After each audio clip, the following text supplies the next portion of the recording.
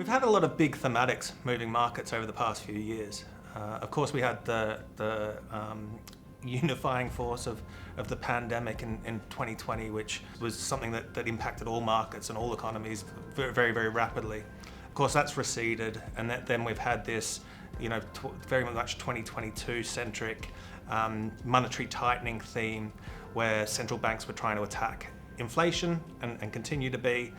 But what we're finding now is we're coming to an end of a period of these big thematics moving markets and explaining market movements.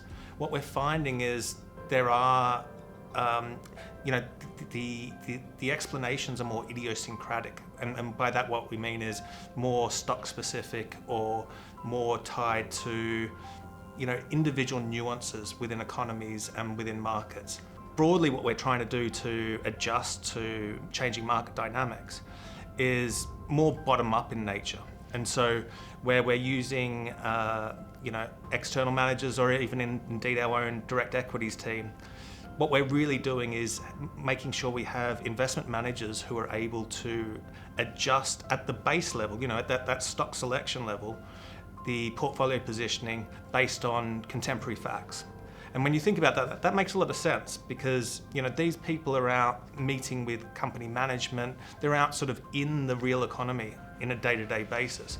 And so their proximity to facts is really quite close. Their ability to adjust to new information is far quicker than that long-run information that tends to feed into your strategic asset allocation.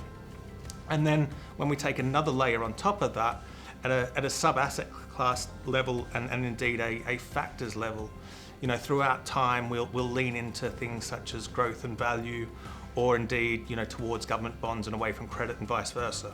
And so what we're seeking to do is to keep the overall risk dynamics of the portfolio consistent, but whilst making sure that we are taking advantage of opportunities as they present themselves. Part of the reason why the RBA decided to pause at their July meeting is because we're waiting to see just how badly the consumer is affected over the next month or two.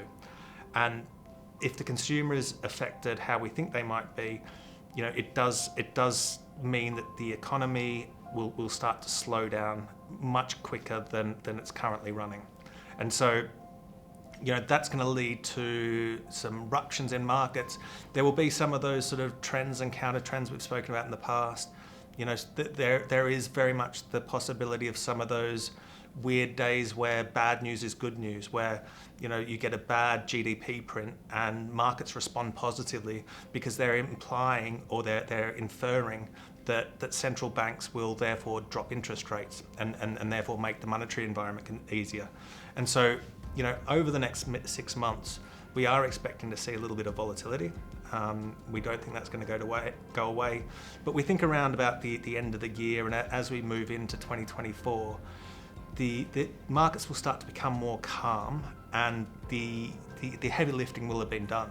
And so we're looking forward to that point, whilst still looking to be opportunistic as and when things come up in those bouts of volatility.